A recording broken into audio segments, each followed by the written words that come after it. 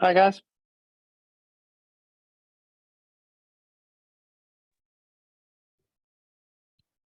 What's up, friends? Hey there. Good to see everybody again. Yeah. Michael, where are you right now? It's a new background from what I'm used to seeing.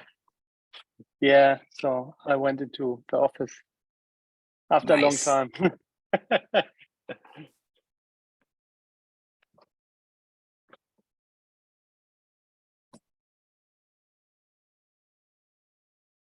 Getting our agenda doc pulled up.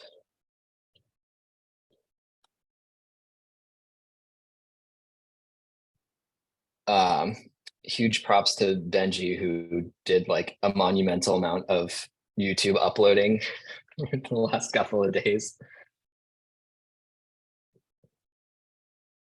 Yeah, it's all semi-automated now. I still have to run the script every now and again, and then there's rate limits, so I can't do it too often. But yeah, it's made a huge difference. So hopefully we'll be able to get these meetings out within a few days now, rather than months as it has been before. Yeah, that's huge. I think getting it into a script is the smart thing to do. I did the same thing for building our agenda files because I used to manually copy and paste them, and when there was one a month, it was like very reasonable to do that. And then now that there's three, there's like too many subtle things to screw up. We're all engineers. Why aren't we writing scripts for all this stuff in the first place? I don't know why we just figured out doing that now. Yeah, script everything away. That always works better.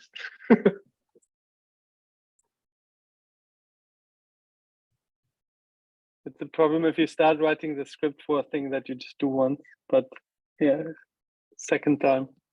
Yeah. We'll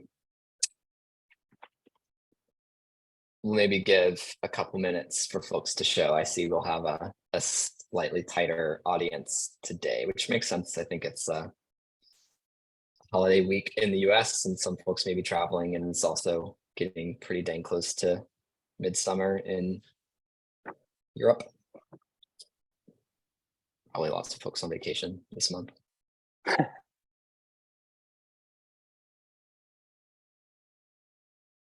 Hey, Rob. Good to see you. Hey, guys.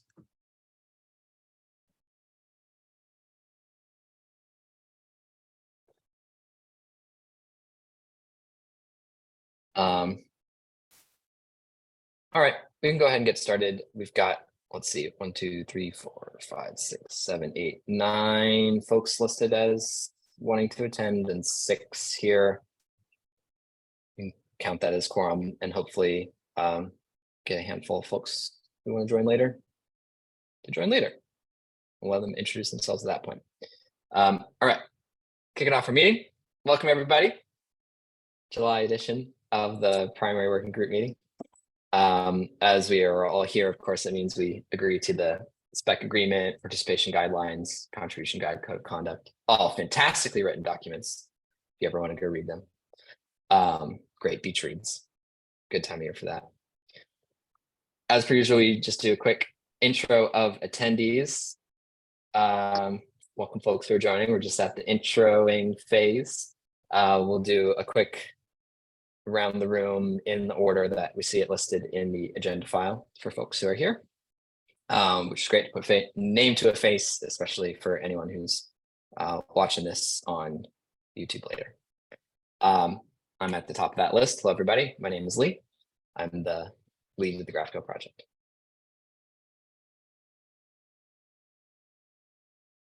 Anthony, I'll hand it to you. You're next on the list. You're muted. Sorry. Hi, I'm Anthony Miller. I am an iOS engineer over at Apollo GraphQL. Welcome, welcome. Hi, everyone. I'm Benji.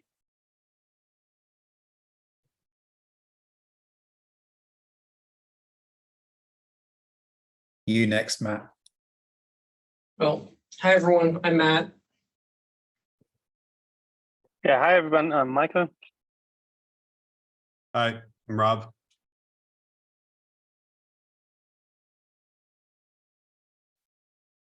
Yakov, if you're here, feel free to chime in. If not, hop in later.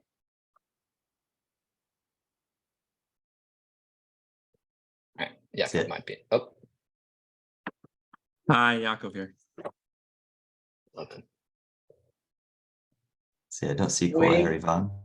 but Kawhi is Steven. gonna be, oh, sorry, Steve.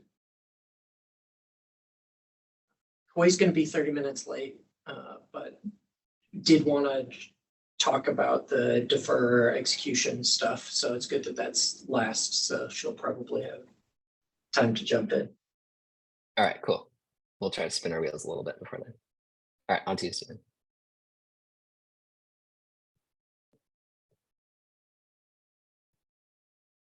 Feel free to intro yourself, Stephen.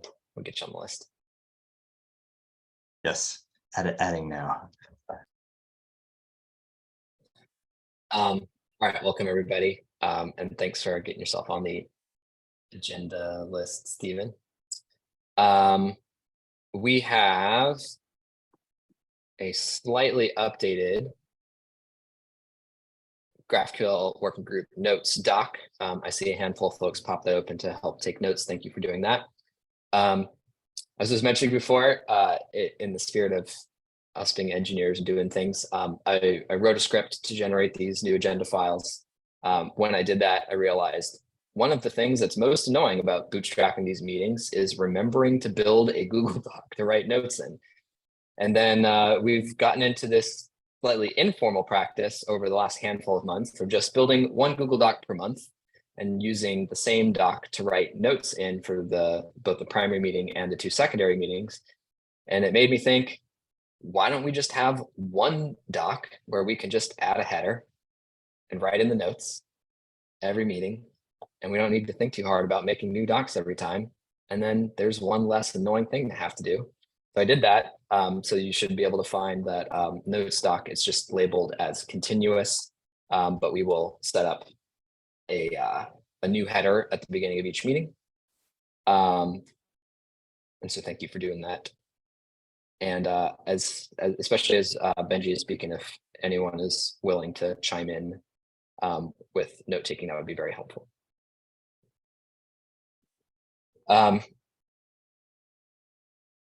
Benji, good question. Is there a risk of graffiti? Yes. I think that the same risk that there has been in the past with the other note stocks, which are similarly available to anyone who joins the meetings to hop in and help take notes. Certainly hope that nobody does that. And the valuable thing to do would be after meetings wrap up to copy out the section and translate it into the notes that we actually file into GitHub.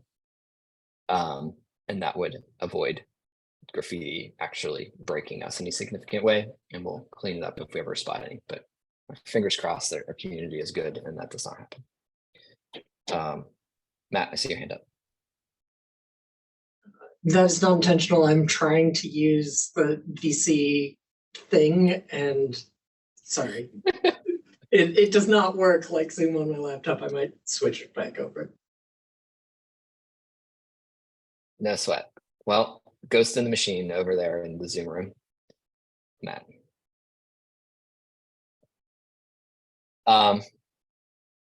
Any other questions on agenda building, note taking stuff?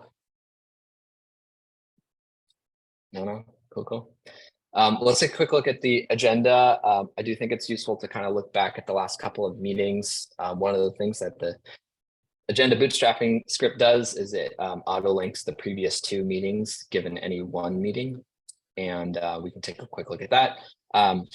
It's been a while since we popped open action items. I don't know how diligent we've been about filing them necessarily, but it's probably worthwhile to spend a few minutes just doing a little bit of cleanup exercise. Benji's got an update for us on for those on the TSC, how we want to use the nailing list.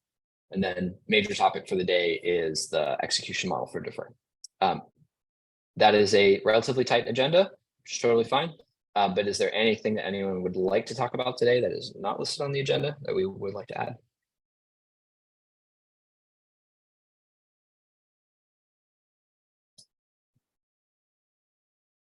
Cool. I'm hearing silence. one thing that I'll have, and I'll bring it up when Benji gets into things, the TSC mailing lists topic is probably a good announcement topic. Maybe there's an opportunity to spend a couple of minutes just kind of talking about our communication tools and if they're working for us, and any feedback to gather on that. I think might be a useful conversation to have.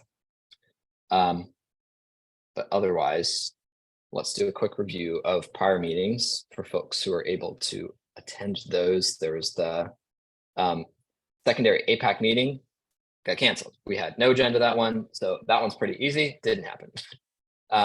That's a little bit par for the course. Those, I would say that the typical standing attendance for that meeting fluctuates month to month. In any given month, it's either on or off. And if it is on, then we have usually about a half a dozen people in the room. That includes the handful of folks from Atlassian who are based out of Sydney and a couple other cities in Australia. And so they've been finding it very useful, and we've gotten to get through a handful of good topics historically. Just last month, we did not have a topic to talk about, so we canceled it. And then you had the secondary one, which I think also ended up getting canceled due to a lack of agenda. Benji, check me on that if that was correct. I think that's correct. Okay, cool. I'm kind of curious for folks in the room who have been just sort of keeping their eyes on these. If my hypothesis, because in sort of the first handful of months of this year, we had a lot of participation across all 3 meetings per month, a lot of continued discussion, and therefore had sort of come to the conclusion that it was really good for us to add those secondary meetings. And the May one were thin, if not canceled, I can't remember. The June one, both of the 2 secondaries ended up getting canceled due to no agenda. My hypothesis is just we're kind of getting into the midst of the summer, and summer things just slow down a little bit because there's more vacations and things going on in people's world. Does that hypothesis resonate with folks? Does anyone have an alt hypothesis on what's going on, and if these secondary meetings are still useful? I think that's true. And the other thing is that the biggest discussion is having, like around defer, is having a separate meeting. Oh, that's a good point, because there's actually a weekly series that's going on for that sort of major piece of work. Yeah. And I think because of that, and because of the people that are involved with that, who are often the people that bring topics to the other meetings, we're all lacking time to do anything else at the moment. But hopefully once we've got stream and deferral sorted, then probably I think momentum will pick up again in the main working group. Yeah, and it's really like the thing, when I'm at conference, it's one of the most awaited features. Like the pity is, but like we have a version out there, and I always have to, yeah, okay, you can use it, but it's completely different what's coming. but it's like you can see there's a lot of anticipation for this feature, really. Yeah. I think it makes a lot of sense for us to be somewhat single tracked on that, given just how much work and complexity there is to figure it out. It probably would be useful for us at some point, and we can certainly do this asynchronously in a GitHub thread or something, is just do a little bit of a back up and say, maybe looking into the second half of the year, or looking ahead a little bit into next year, like what are the priorities that we'd like to see happen across GraphQL, and what's the current state of each of them? Because I know there's a number of initiatives that are in some various paused state, where either the champion for them has gotten busy, or other things have changed. I know there's the client-side nullability is in a bit of that state. There's input unions that's in a little bit of that state. There's a handful of interesting, exciting work that we've realistically backburnered to focus on. Yeah, clients, especially client-side nullability, is also something that when I talk to people, they it's also a very anticipated thing. It's a bit over these things, like also schema coordinates. The one-off. There are so many good things, but it's like at the moment overshadowed by this one big effort. But I think it's when this is through, it can do all the smaller. Yeah, we have customers asking about CCN all the time over here as well. Yeah, I can see that because it's a super utility for like you get this kind of error boundaries in there, but so this null shaping on the client side also, yeah, especially for client developers. My opinion is that that kind of error boundary client controlled nullability stream of work is probably of equal importance as the stream and defer work. It's just it's sort of an incrementally smaller change. It's still a decently large change, but it's obviously the stream and defer is just like a monumentally big evolution of the work, which is why it's demanded so much time and attention. Anyway, the reason why I bring it up is as I sense there's a little bit of a correlation between these sort of like core meetings thinning out a bit, and it's because the group has gotten fairly single tracked. That is extremely acceptable given how much work that is, but I do think there's probably an opportunity for us to start to pick up some of the other threads in the coming months. Yeah, and I think some of them, like in schema coordinates, did we accept them? I mean, they are so. I think some of them are really just need a nod off. So the one-off implementation finally got merged into GraphQL JS only like a week or two ago as well. So that is gently progressing in the background. Yeah, we also have it in hot chocolate now for 1.5 years or so. So it's and it's used, and we get good feedback on it. But we only did the input side, Benji. Is the JavaScript implementation also doing the output side, or? I think it's just input. I didn't actually write it myself, but yeah, I think it's just input. Yeah, I waited on the output side because it was not clear if we want to do that or. There's just a quick search for the things that are sort of late phase is the different stream work getting dialed in, of course, default value coercion, schema coordinates, which has flagged at potentially being ready for next stage. And the input unions, those are the ones that are late stage. So that makes sense that like tracks reasonably well to our priorities, with the exception of client controlled nullability, which is a little bit earlier. Yeah, but I think that was like the main thing about client controlled nullability is a bit like there was a syntax discussion that we had. Although I think I like the syntax, I got more used to. I think the main issue people were discussing more was like the list thing, like with the brackets. Yeah, I think it's just polishing.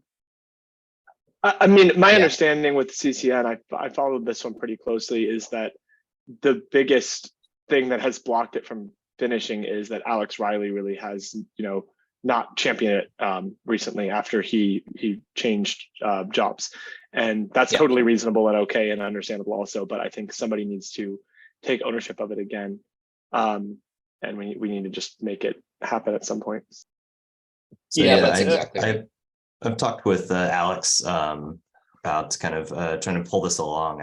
I'd hope to have something to bring up today, but there's basically a slew of PRs that are in various stages, and so my read currently is I think we could actually maybe push it along to the next RFC stage, based on the criteria. But what's unclear to me now is like where we, are there finer points where we maybe don't have sufficient consensus, particularly around maybe like error boundaries and discussion with like the relay folks, because there's more complex behavior and requires, and so I think that's the main outstanding thing. Besides the syntax with brackets, but I think with that we can always just start simple. yeah, there was a syntax. There was a general behavior discussion. There also is like the syntax nodes that at the moment are defined also in the JavaScript implementation and also in the Hot Chocolate implementation was not is not the right names that were used there. I think that was also in transition. Yeah, there were a couple of points, but I think it's like it would maybe take a couple of weeks to iron these out, but it's not fully far-fetched to get it in. I think the key error boundary bit with relay is that relay error boundaries on fragments and client controlled nullability cannot, because like you basically end up with error boundaries that consume sibling fragments because of the way that client controlled nullability bubbles up, because it has to be on fields, and we don't have aliased fragments even as an option. And that I think was the key like relay issue with the error boundaries. Like if we had alias fragments, then I think client control nullability basically, or like keyed fragment response values as an option, even not even as a requirement, that basically resolves the client controlled nullability error boundary problem. I think this is the fragment isolation. Yeah. RFC. Okay. Yeah, we always cycling back there to the. It means I think the pattern that we had gotten into that was less healthy for that one was one where Alex as the champion was making good progress, but didn't always have someone from the relay team to bounce ideas off of until these live meetings. And then stuff would get a little bit swirly and we'd run out of time. And as a result, progress was stalling a bit. And so probably what we need is whoever's whether Alex returns to be the champion or if somebody else wants to pick up the champion, the thing that they probably need is like a clear person in the relay team who's ready to be their partner to make sure that the path through works for client tools. Yeah. Yeah, there's not a clear, I'm probably the clearest relay person at this point because they're relays in all sorts of weird states.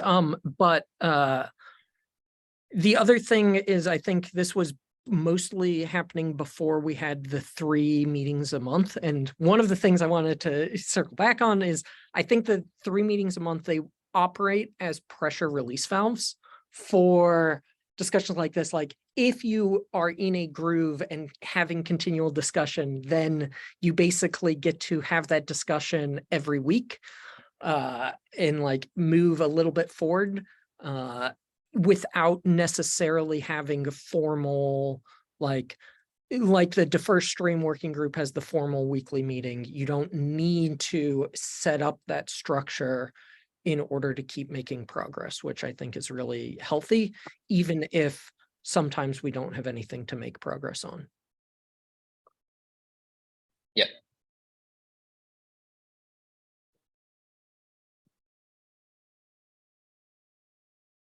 I mean, it seems like the error boundary stuff is a pretty significant blocker, and championing this work is going to not make a lot of progress unless we resolve that specific issue. I think that the other questions around error boundaries and the stuff with the list syntax, it seems like we've got pretty close to consensus and there's a couple of things to sort out.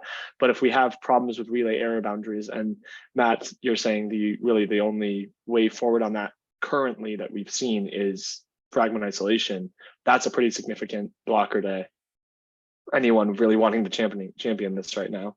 Yeah, and it's not that we necessarily need fragment isolation, it's that I can't think of a client, assuming most clients work like relay, that will be able to take full advantage without basically compiling away a big chunk of the client controlled nullability annotations.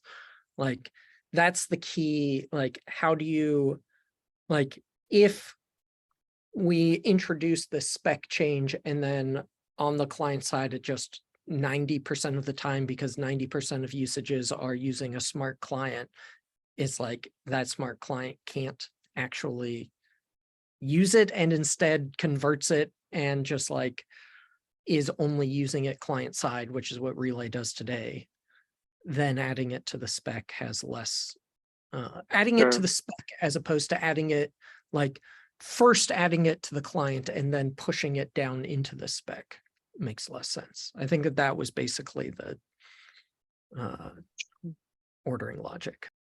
Yeah, I'd love to understand more about what the exact issue is with the error boundaries on fragments and relay. Is there something in any of the discussions around this issue that explains Sure that there part? is. Okay. I don't know. Okay. Where exactly.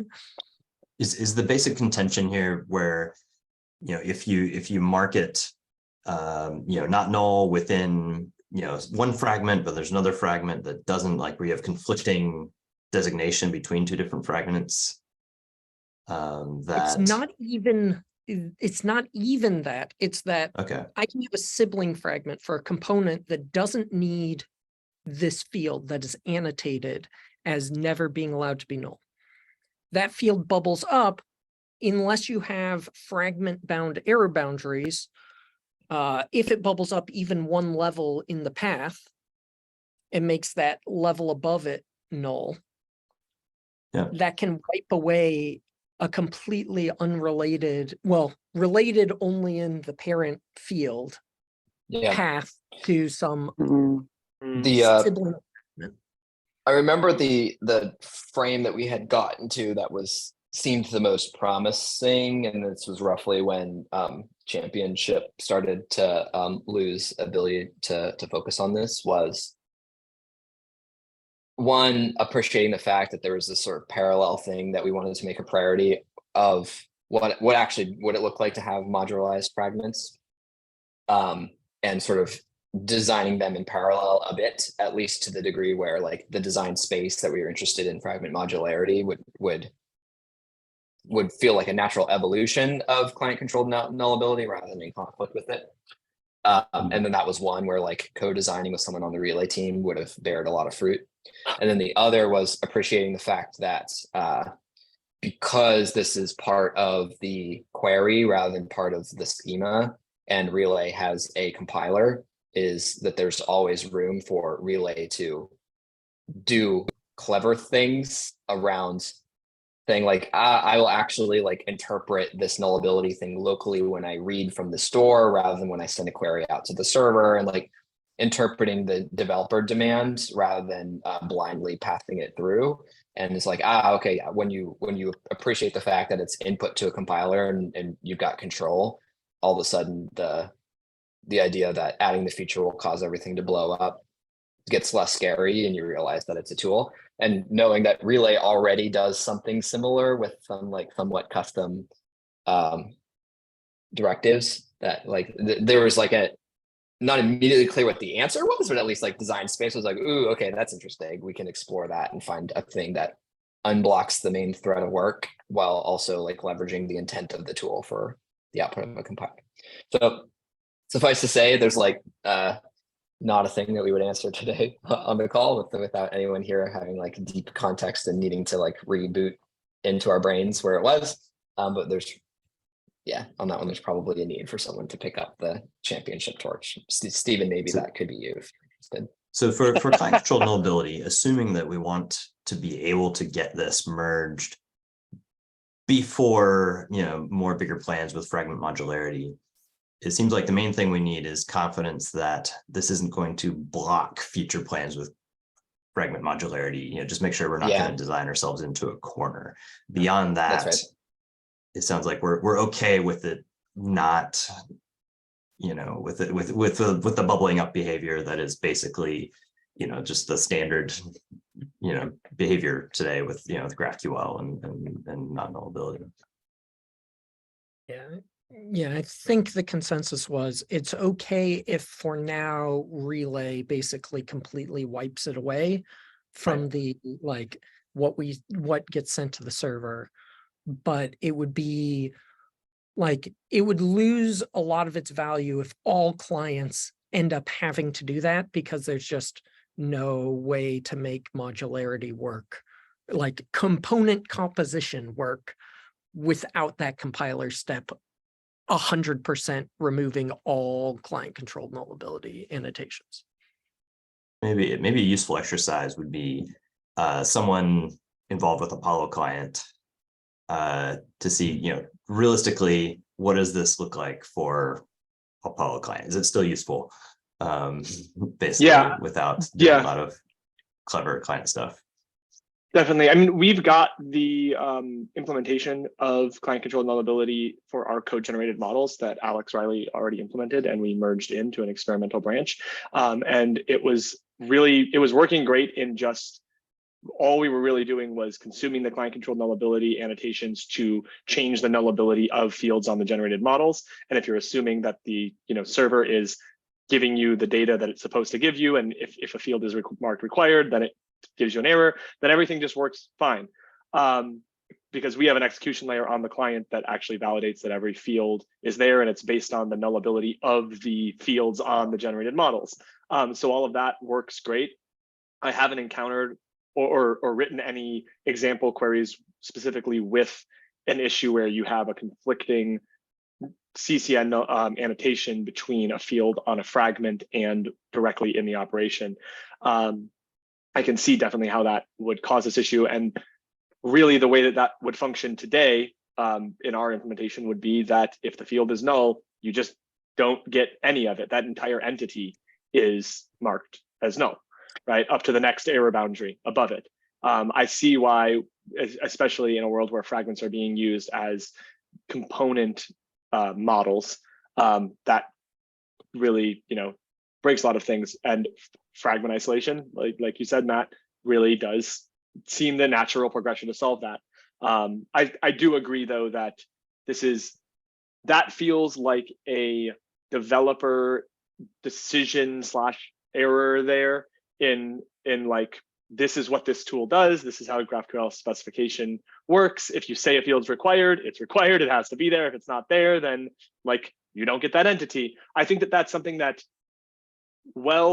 that's not necessarily the intended behavior when you have these component fragments. It's also not something that developers are going to be shocked or offended by, that behavior. And if you need that, then you have to make the field nullable. Like you just have to say, oh, okay, well, I have to make this nullable now.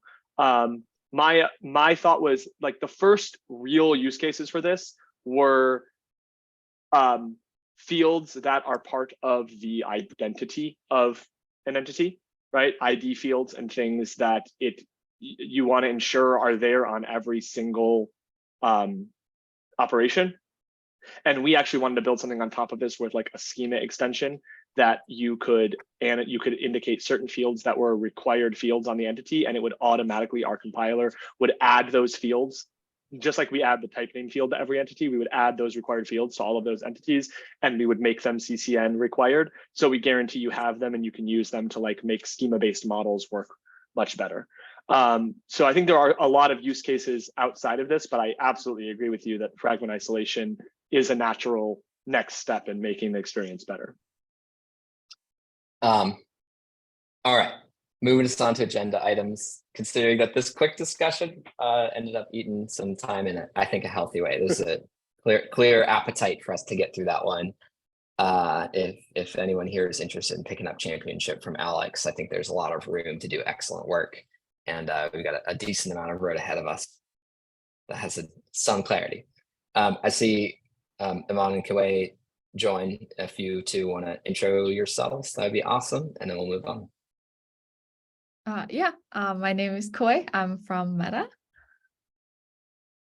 Hi, Ivan from Apollo.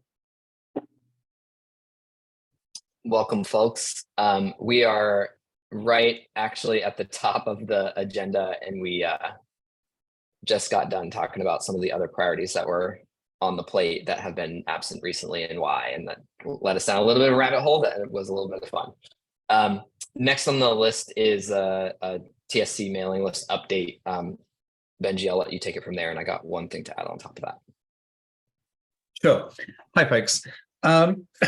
Excuse me. So you probably know that the TSC mostly don't do much, right? The whole point is the working group does all the stuff, and the TSC just handle the few little things that need some special legal oversight or whatever.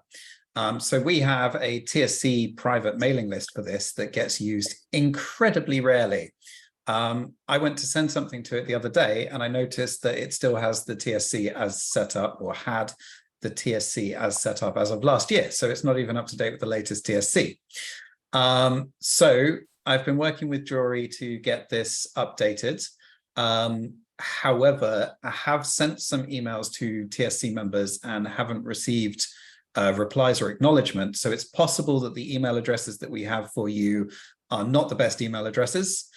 So I'd like to request, if you can, please send me your preferred email address so that I can help Jory get this updated on the mailing list, and hopefully in future any TSC messages will actually reach you. It's about the grand SOR. That's one of the things, yeah. Yeah, I have it on my to-do. I will do it this week. The follow-up I wanted to just spend just a couple of minutes on was just doing a quick assessment of the communication tools we're using. Are they working? Any feedback, any thoughts? The feedback or the communication tools that we have are, one, of course, the primary GraphQL working group and GraphQL spec GitHub repos, which both have discussion channels and threads turned on. The TSC has the mailing list that Benji described. It also has there's a TSC specific GraphQL discussion forum thing as well, which again gets used somewhat rarely for TSC specific things, which don't come up all that often. GitHub forum, thank you. And then appreciating that at one point in the past, we also had a Slack channel, and we had deprioritized Slack to move everyone over to Discord. And that has, my sense is, like, worked reasonably well for a public forum and has been kind of awful at building private forums. And that's my personal read. But anyway, I'm curious if anyone has thoughts or inputs or feedback on what's working, and if there's like an absence of a communication tool that you're feeling.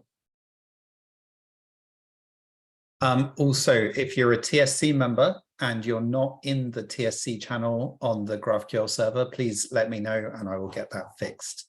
Kuei, I believe that you're not in there. Okay, will do. Also, Benji, by let you know, what's the best way to let you know? Yeah, so DMing me on Discord is probably the best way. But if you don't have Discord, then you can find me on Twitter or whatever, email. I have a public email address on GitHub, but it's so full of spam that, like, then I may well miss that. Hence the topic about communication tools.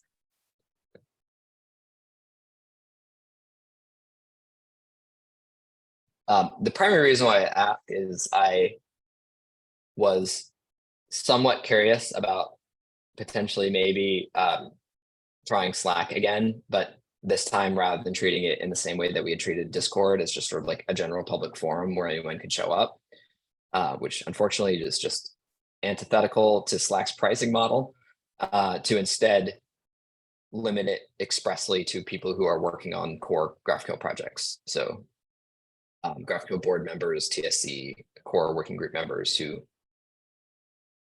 show up to at least one, maybe two meetings would get pulled into there. Does that seem like a good idea, bad idea? Is that going to make things worse? That can make it better?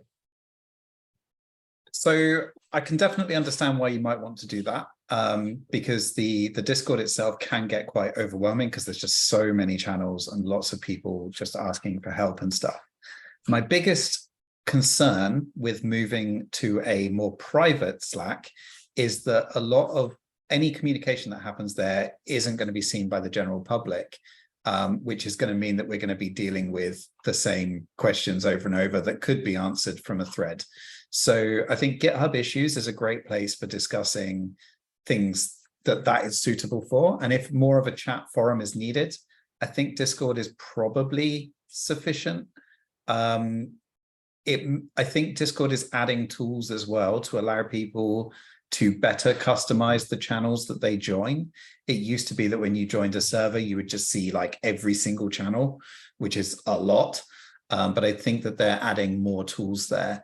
And I'm also happy to help set up roles if we want to give people roles to join certain chats and things like that to help you narrow it down.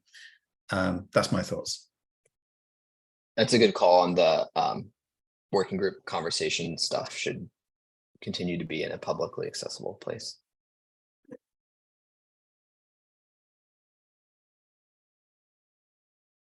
Okay, we don't need to think too hard about that. If anyone has thoughts, feel free to shoot me a message wherever you can find me. Nothing that I want to take action on immediately, just thought it would be useful to gather input. Appreciate we got everyone here that we want to talk about the defer execution model. I will hand it to Rob to take us through the end of the meeting. All right, I'm just going to share my screen.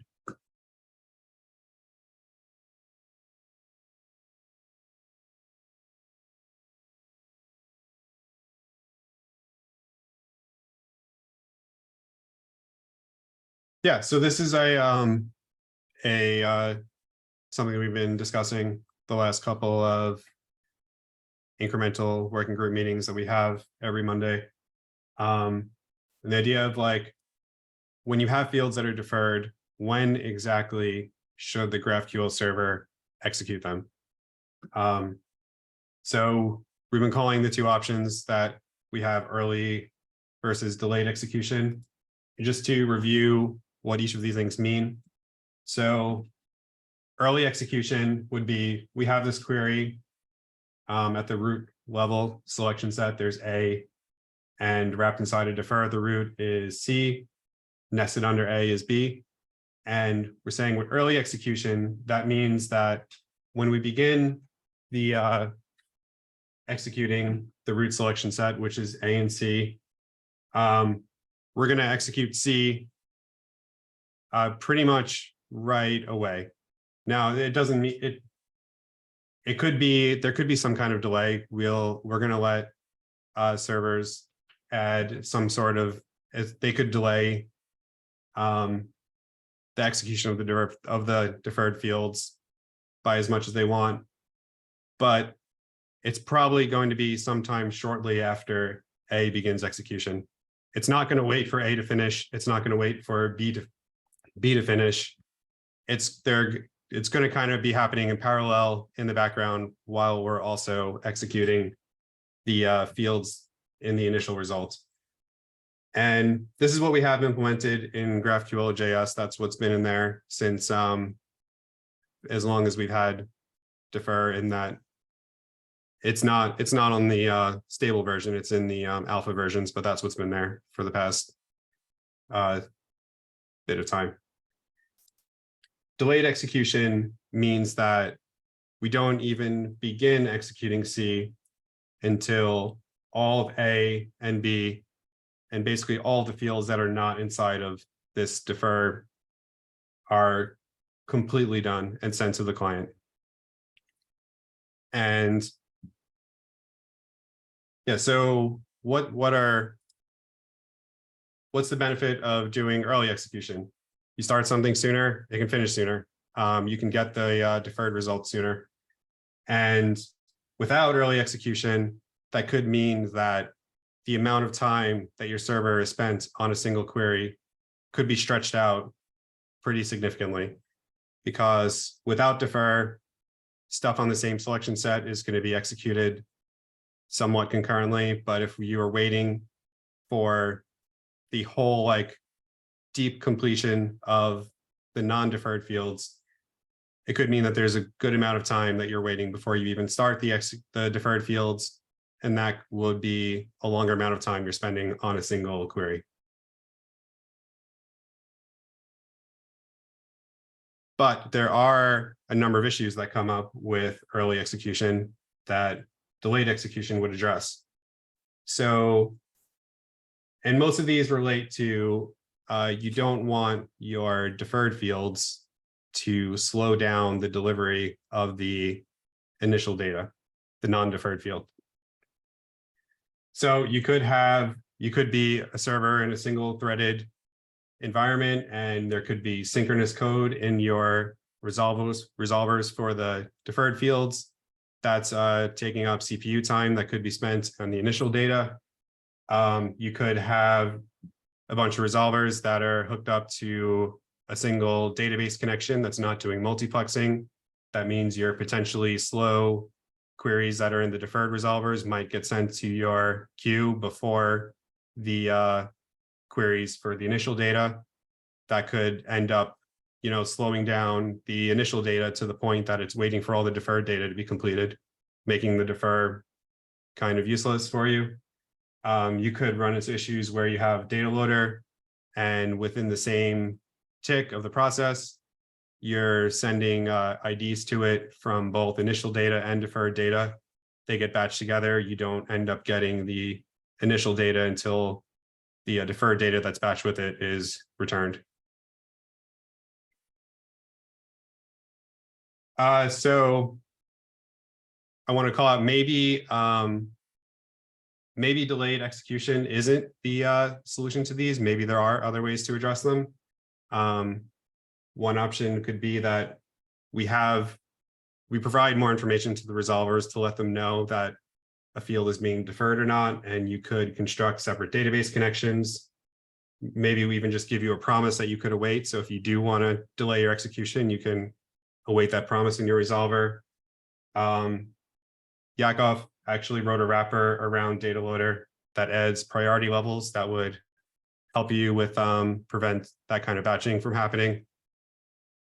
So the big question is, what should we put in the spec?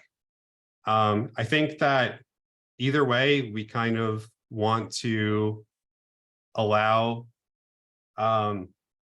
servers to have some control of this. I'm not sure if there's like a one-size-fits-all approach that we want to dictate for everyone. So do we want to specify early execution, but say that implementations are allowed to delay, or do we want to specify delayed execution, but implementations are allowed to do things a bit earlier? And you may be asking, like, what's the practical difference between that? And here's an example. So I think that overall, like when you're writing the spec, delayed execution ends up being simpler spec. When you don't start executing stuff until the other stuff is delayed, you don't have to worry about error bubbling. So here's an example of that. So we have this query with foo and a field under that that's non-nullable, and we're going to say that this field is going to error out. Then there is a defer with a sibling field to that bar. So if you don't start executing this defer bar until you have already completed executing non-nullable field that errors, what's going to happen is that this error is going to bubble up to foo, and you're good. There's no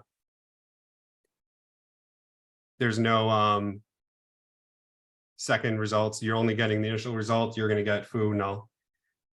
If you had started executing bar before non-nullable fielded errors has even finished, you have to be careful to make sure that you know that once this error happens, you don't actually go and send some data that is pointing to a location that's been nulled out in a previous result.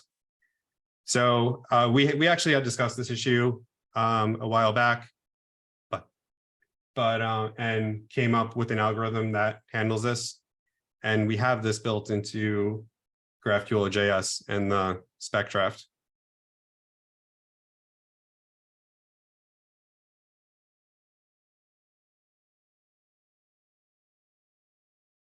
Another thing that I'm not sure is like really a big issue, but I'm a little bit concerned about, is that is there a backwards compatibility concern with delayed execution?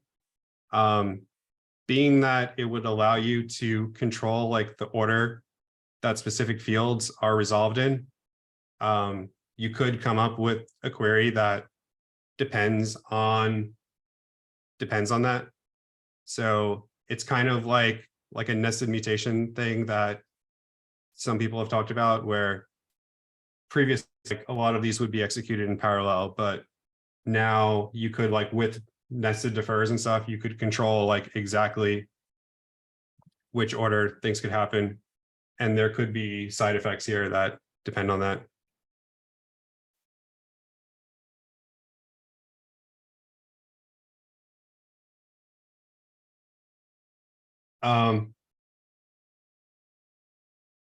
If you write, basically, if you took the spec and write it for early execution, it's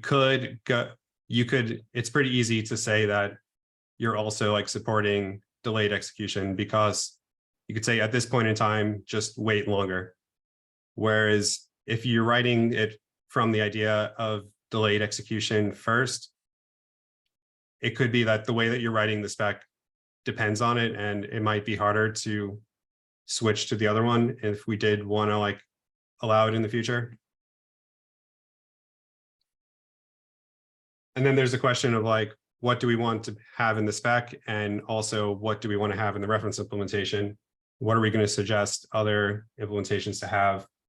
I think that we would want GraphQL.js to match pretty closely to what's in the spec.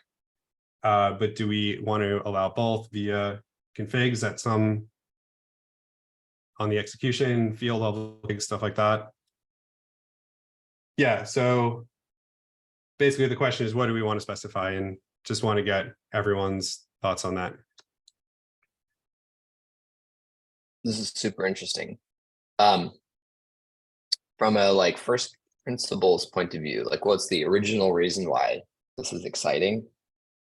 Or the original intent on getting into this was the defer directive was intended to be a communication to the server that the client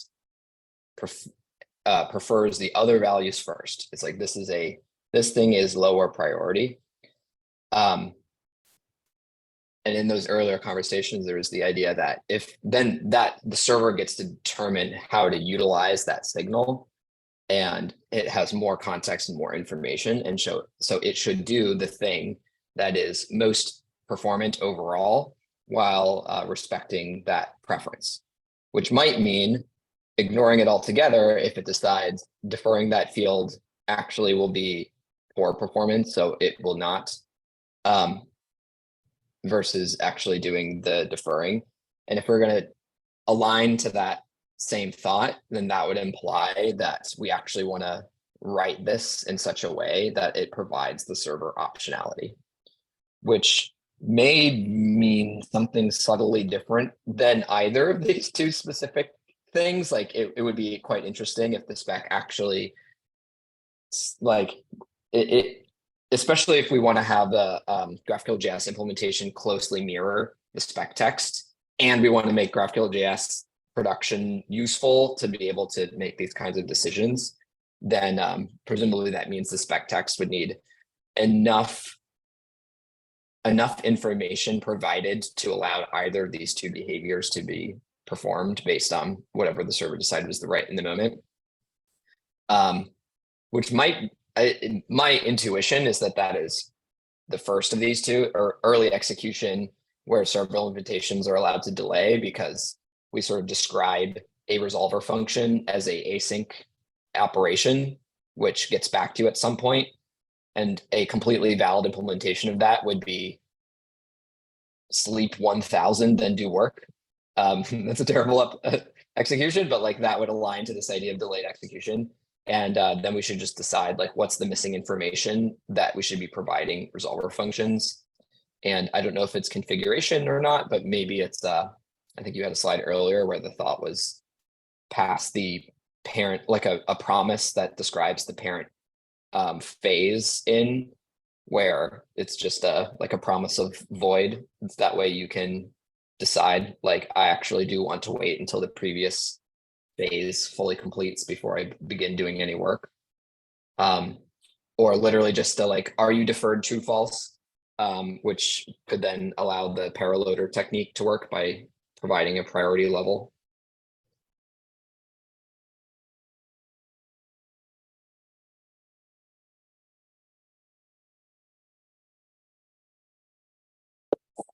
Anthony, did you want to say something?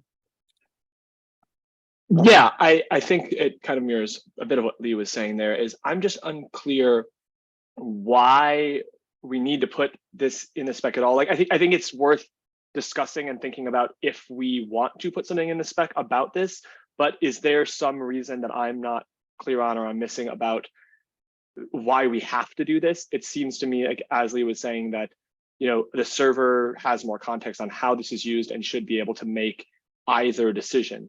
Is there not some I worry that adding too much opinionated text about how the deferred fields are resolved and the ordering of those may allow client developers to make assumptions about things that are locking us into continuing to do things in a way that later on we say, oh, maybe that wasn't the most optimal, maybe that wasn't the best for performance.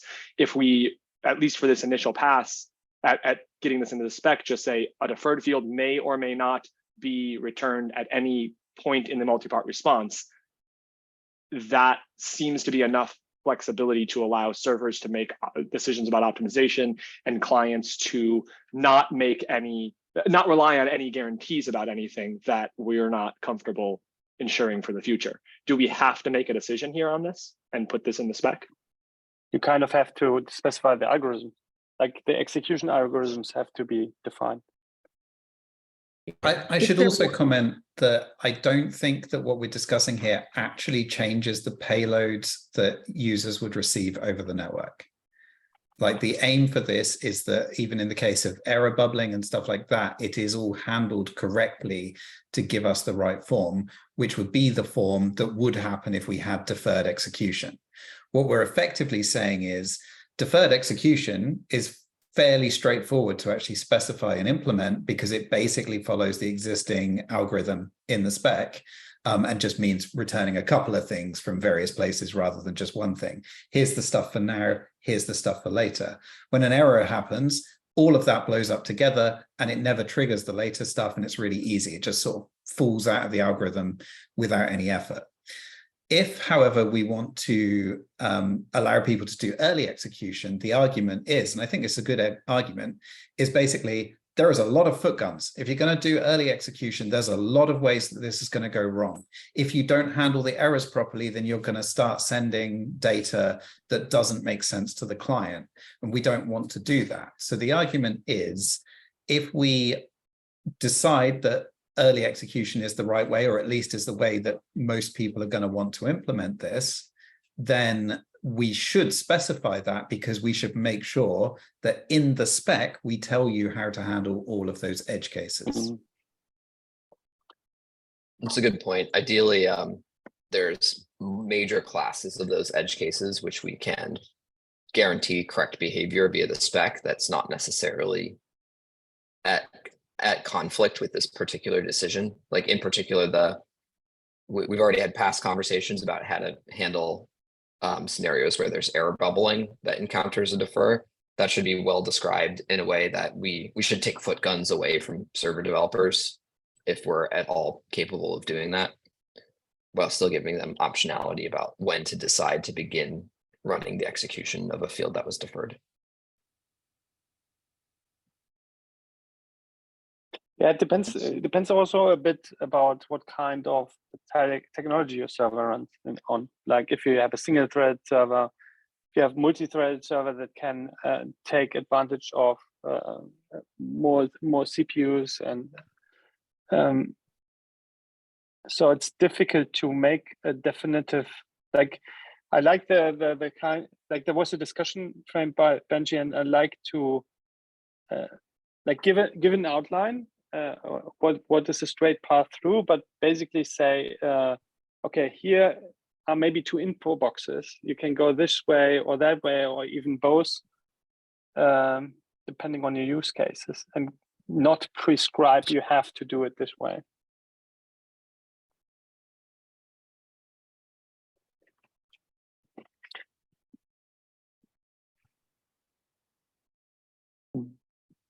Just one thought is that to modify a little bit what Benji had in his presentation, and we're discussing what to specify, meaning even if we allow we specify delayed execution, we would probably add a note that you could do early execution, and if we would put in the spec text early execution, we would add a note that you could, it's as early as you want, so it could be not early at all, and essentially the same as delayed. But the question as to which version should be in the spec, Benji phrased it, I'm not sure intentionally, but as a question of what we think the majority of people will use. And I would say that we should probably in the spec, I think this is similar to what other people have been saying, we have to write the spec in a way to accommodate what even a minority of people will use. And that basically favors writing the spec in a way that's compatible with early execution. In terms of in my opinion, I think that the differences in the specification text are quite large, and it might be helpful. I raised this in our weekly meetings. It might be helpful to even have an appendix that details, sort of both algorithms, meaning one algorithm in the main text and one in an appendix. And I think that might be valuable, just as a thought. It also seems likely that servers would be using a combination of both of these, right? Dependent on their context of if this field really makes sense to defer. If it's already in a hot cache right now, we don't need to defer it. If we know the field comes back null, we don't need to defer it, right? So whatever specification we have here, I think needs to, unless we decide to just go completely with delayed execution is the only way, needs to understand and describe how these work in tandem and within the same operation, right? Just to be clear on what you're saying there, Anthony, the conversation around inlining, which is where you say, I've already got this data, I'm just going to write it straight out and not defer anything, that is a separate conversation. So there's the concept of inlining, which is the server saying, I'm just going to ignore this defer because it's faster to just put it straight in. Then there's, I'm going to defer it, but given that I'm going to defer it, which means it's not going to go out in that same payload, shall I start executing it now, or should I wait for that payload to go out before I start executing it? Thank you. That clarifies a lot for me. In my opinion, the difference between whether you choose early versus delayed is most likely going to be a difference of, do you spawn multiple threads for a single web request? And if you are in a situation where every web request lives in one thread and owns that thread entirely, but cannot spawn a second thread, that I think Kuwait has some empirical, because that's how Facebook servers work. Because we PHP. I think empirically, right, single-threaded, I think, Michael, you mentioned this, because it's single-threaded and most functions, they are CPU heavy in the beginning and then IO heavy later on. So basically empirically, we just have to always defer it regardless of how we think things are, because in the beginning everybody is haggling over that CPU resources, and then later on when it's not as important anymore, then we were okay, maybe we can potentially inline, as Benji said, later flushes we would start inlining stuff. One of the things I do want to mention is I think in the beginning Facebook or Meta, we had this conversation in the context of what should we name the directive, and it was deferrable versus defer. So basically, I think you have a slide where early, which one should we specify, right? So early execution essentially that's like deferrable would be the name for it, right? It's like, okay, saying like, we're potentially can do that. And then delayed execution is where like defer, the name would maps like kind of more closely with that. Yeah, so I think we had that similar conversation, but in the context of, should we name it deferrable or defer?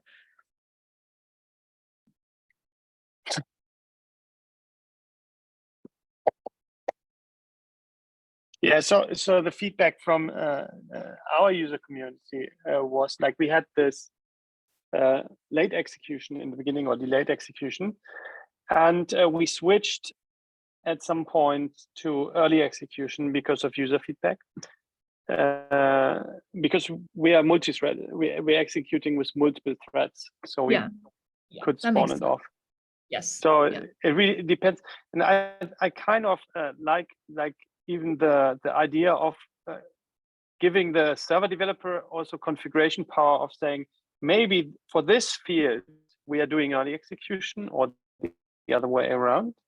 Like, could be even annotatable. Depends on how you do that. So.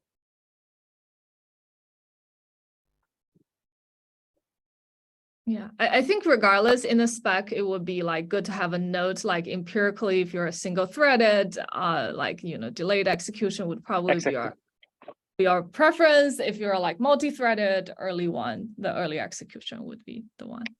Just, yeah, practically, that's your choice. For what it's worth, I like that, and it aligns with some of the other sort of tone norms through the spec of like using these note callouts to provide helpful hints on how to use these tools. Given that, I think it would, like, I would personally prefer a simpler algorithm to end up in the spec, if possible. So it might make sense for the spec to explicitly be delayed execution, because that's single threaded. That's like, okay, you're a GraphQL server developer, you need to make a choice and you have 1 day to implement this.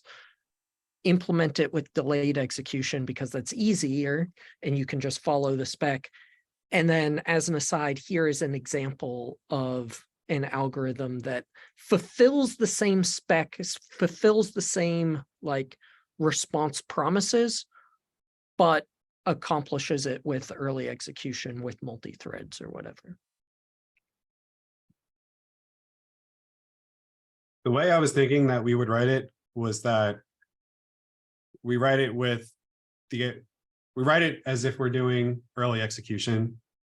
There's a line somewhere right before you execute the fields for the defer that says something like, you can delay this at any amount of time. Servers are allowed to delay this any amount of time, or you could delay for as long as it takes to execute the other fields that were not deferred. And then we do have these other functions in there that says, this is stuff that you like, this is how you handle like filtering when null bubbling happens. But there could be a note on those functions that says that if you have delayed for as long as the it takes to wait for the other things, then this whole function could be skipped. That's kind of how I was thinking that we would spec for early execution, but allowing to delay. And then we're not like writing two different algorithms for doing the same thing, but it's clear that like you could skip over this more complicated stuff if you don't have to do it.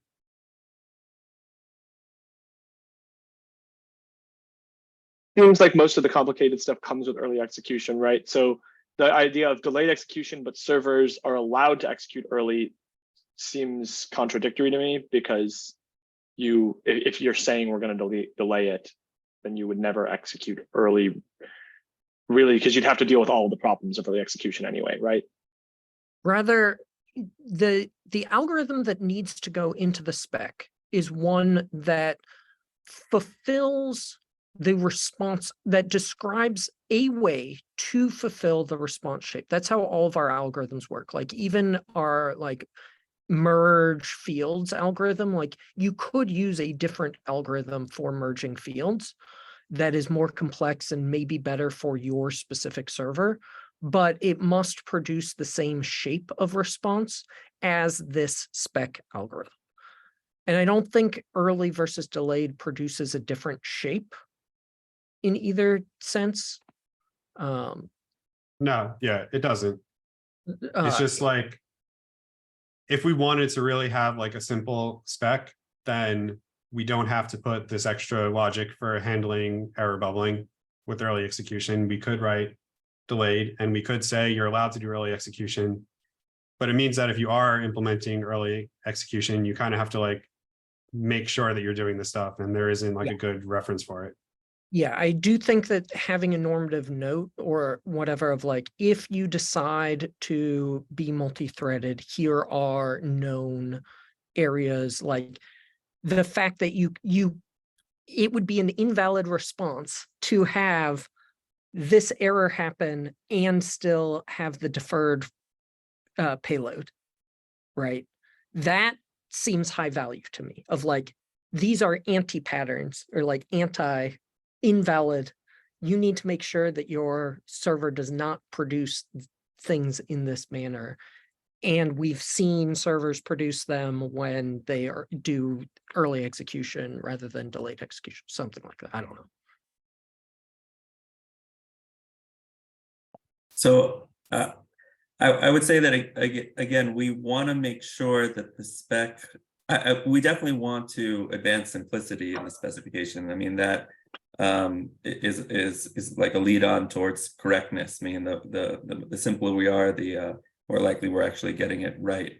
But considering that, again, that a minority of like a definite minority of servers will be multi-threaded, and I think even in the single-threaded, even in a single-threaded environment, if let's say you have a persistent operation, where you can plan ahead of time, you might still want to use early execution. I mean, there are a lot of scenarios, I think, where you're going to be mixing early execution or allowing it, even if in general you have delayed. And I think we have to it's not just the response shape, it's also, meaning we have that section, but we also have a whole section on execution, and it feels a little bit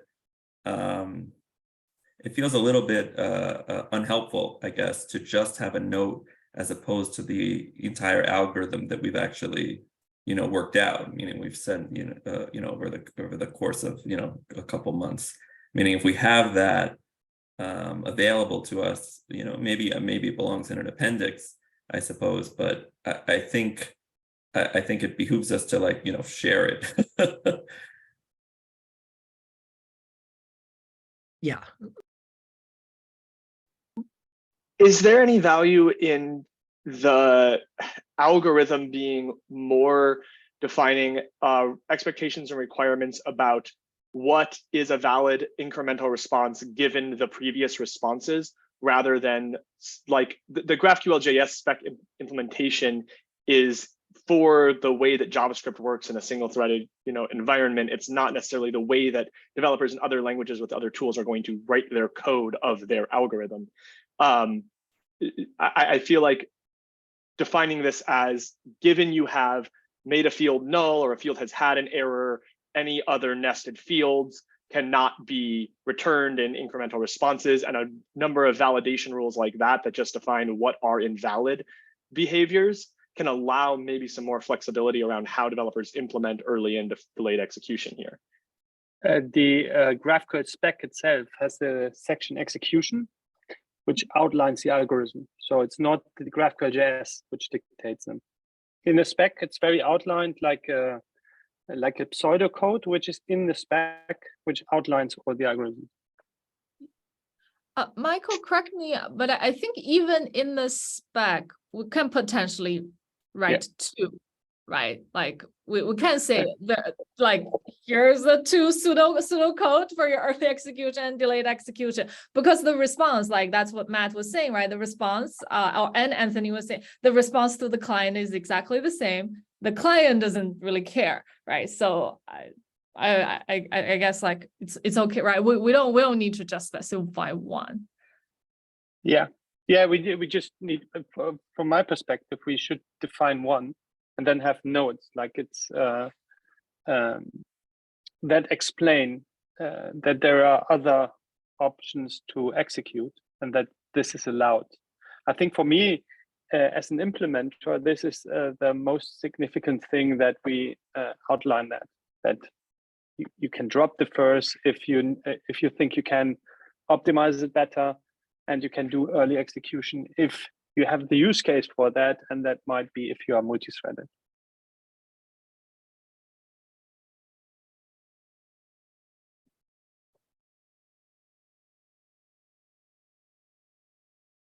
That section makes a lot of sense, Benji.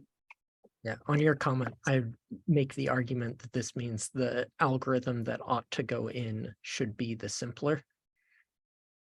Yeah, that's what I meant.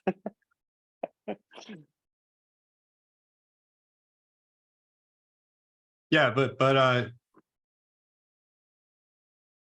like as Jakob was saying, like why not just like have the spec be the more complex one that's clearly lays out everything you need for early execution, instead of just notes saying like be aware of these things. So I'd argue it's similar to like the data loader versus the spec execution algorithm. Like the spec execution algorithm doesn't include the same algorithm that data loader uses, even though data loader is like a way of optimizing your performance, and almost every server should use a data loader like merging algorithm or like execution, whatever, on top. So that, in my opinion, would be like, this is the simplest way to achieve the behavior of defer. And that's probably going to be a single threaded way. That's probably going to be the delayed execution. And here is like, if you are a server that has access to multiple threads, this is a way to take advantage of that capability that is still spec compliant. What we still could do, maybe, Rob, is I don't know how others feel. We could, like, if we think we can logically solve a couple of these problems, we could maybe have an appendix that shows the alternative algorithm. Yeah, I just feel like having like another algorithm in the appendix means like you have to like copy and paste like half of the execution algorithm, and that just gets really messy. And then there's multiple places you have to think about when you're making changes in the future. How distinctly different do we expect them? Like I thematically agree with Matt's push to prefer the simpler algorithm and rely on the you're free to do whatever crazy version of this that you know has the same observable output. One, I'm slightly worried that it is not exactly the same observable output if the spec describes a thing that is delayed execution and then you get a non-delayed behavior that does not necessarily align to that. But also, like, is the early execution thing like dramatically more complicated spec text, or is it slightly more complicated? Like if it's dramatically more complicated, then we should definitely weigh the complexity argument. If it's only slightly so, then it's going to carry a little bit less weight. I would say it's significant. Like you have to keep track of error bubbling, and you have to understand that there's these payloads that may be impacted and go through them and make sure that they're canceled out. That's the difference, really. And The reason I like doing it in terms of early execution is because like you could describe delayed execution in those terms. It's just a specific amount of time you're delaying, and then this other stuff that's there can just be skipped. Whereas when you're writing the simpler one for delayed execution, you can like go back and wait a shorter amount of time. And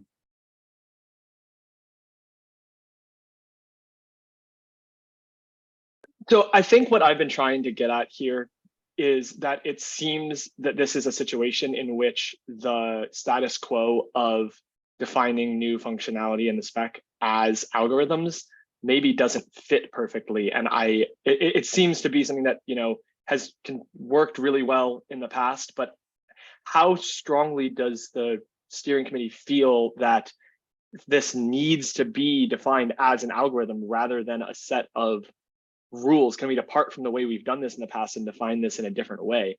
Is it really necessary that this is a step-by-step algorithm of all of the logical details? In my opinion, yes. I mean, that's the value of the spec. That, like, when I started implementing this thing, I could straightly implement from the algorithms and then deviate as I got more mature with that. If we would not have that, I would think that there are a lot of less, that the GraphQL ecosystem would degrade for new servers. Yeah, I think it's fine to leave some details up to the server implementer. The value of having the algorithms listed explicitly in the spec is only partially so that a server implementer can look to ensure that their behavior is correct, and more so that really it's like kind of our own weird programming language that's implemented in our brains as we run through this, that should describe appropriate behavior. Like if you were to use an actual GraphQL server and gave it some request and got some response, and then mentally stepped through the algorithm steps in the spec and said, wait, that's not possible. Like, how on earth did it give me that? There's no way I can imagine any implementation of this algorithm that would have behaved in that way. Then that server is not spec compliant. Like that's the value. And in doing so, really what we're doing is we're describing guarantees to the client, which means in areas where we want to provide some variability for a server implementer to have some choice, then it does mean having a sort of like lowest common denominator style of algorithm with some notes that says servers can do what they want here. It's somewhat counterintuitive to me that the early execution path ends up being the more complicated of the two, because I would imagine explicitly describing the like first wait for this other thing to complete, then go do this other thing next, would have some complexity to it itself. But it is now making me slightly worried that if the early execution behavior is more complicated, however, it is a variant of the behavior that some server authors will want, then it's actually describing like real behavior that clients need to be aware of, that doing the thing that is a simpler algorithm actually would harm the ecosystem by not appropriately describing potential behavior and therefore potential expectations that a client framework or a client developer would need to be aware of.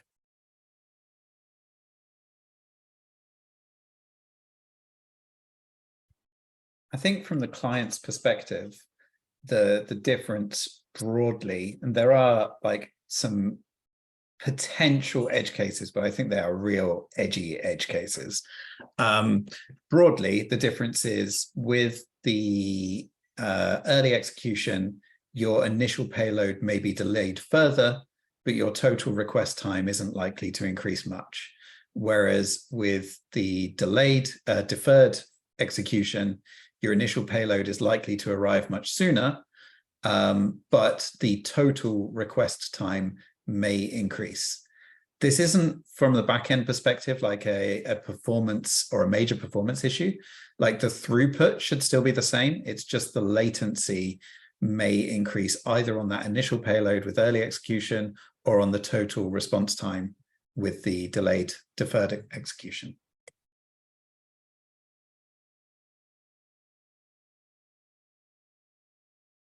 If you had a high traffic server with delayed execution, with the individual request taking longer, it could be that you have to have like more stuff in memory at the same time because you're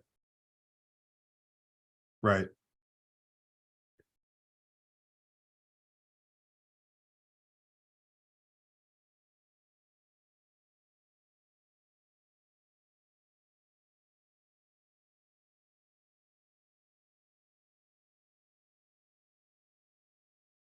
Yeah, and about delayed execution, are we worried about clients depending on this type of behavior? Where they have fields with side effects and they're using defer in a way that they can control like the order that the server executes them? They can't rely on that anyway, because we can always ignore a defer. So we can always choose to just inline it. And when the fields are at the same level, we can execute them in any order. So this isn't something that a client can depend on anyway. Yeah, I mean, in practice, any client developer who's using primarily a single server is going to end up relying on the idiosyncratic behavior of that server. But ideally, like that's yet more territory for the spec to be clear, to at least reduce the amount of that. But I do think, especially if the spec is written in a way that implies that such behavior is normal, and while at the same time having a note that says clients can have more eager execution, then the eager execution would be surprising and confusing for a client.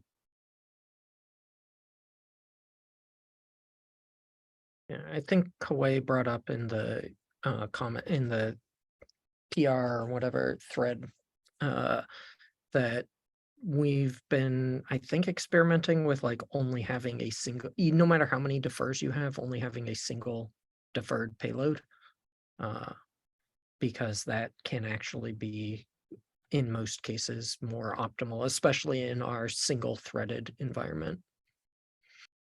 Yeah, I think that's what Benji was calling inlining, right? So Right, yeah, and like regardless of like delayed or early execution, our response format allows that because we can return data from multiple defers in the same payload, and we are allowed to inline any defer. So like with both of those two things, like a server, and if a server wants to do that, that's within spec.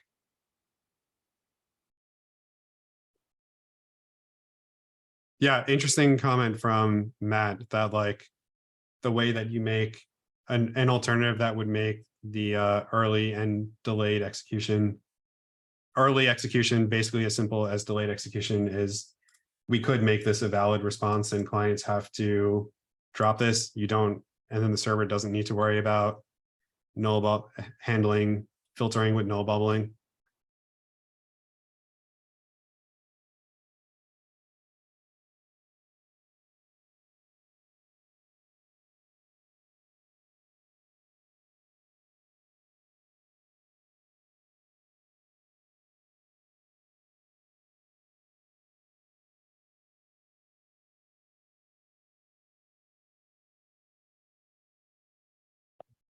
Just one other consideration is that we're going to want the GraphQL JS implementation to match the specification text. And I know we've been talking or emphasizing again that one of the main distinctions will be single or multi-threaded.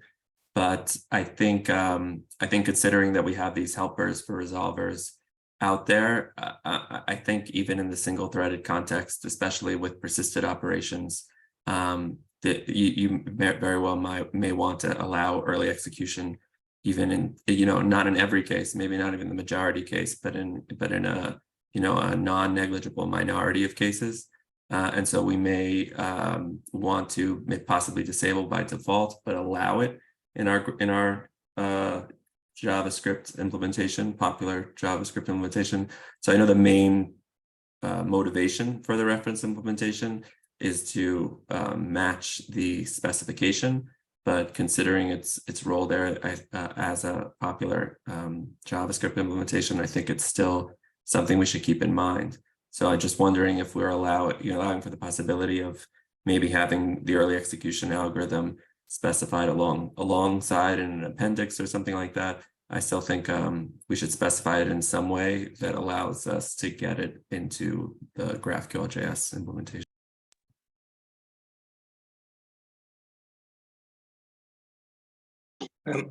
Can we make adoption test, meaning we do wait deferred execution and see how many people actually ask about it? And if people ask about it, we can add it into GraphQL JS as per field flag and add appendix to a spec, or like more stuff to a spec.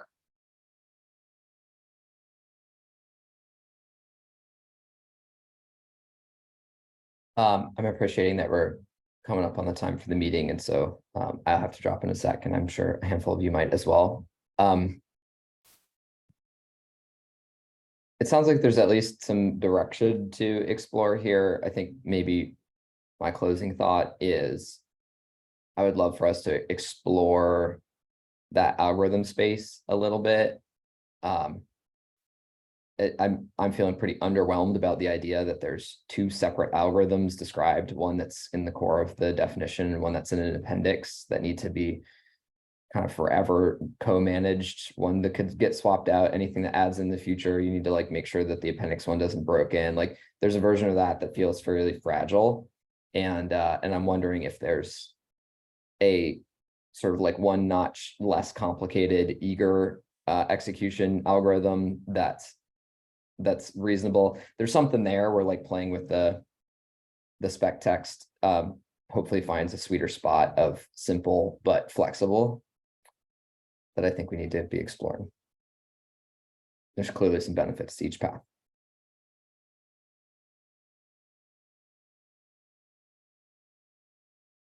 Yeah, sounds good. Thanks.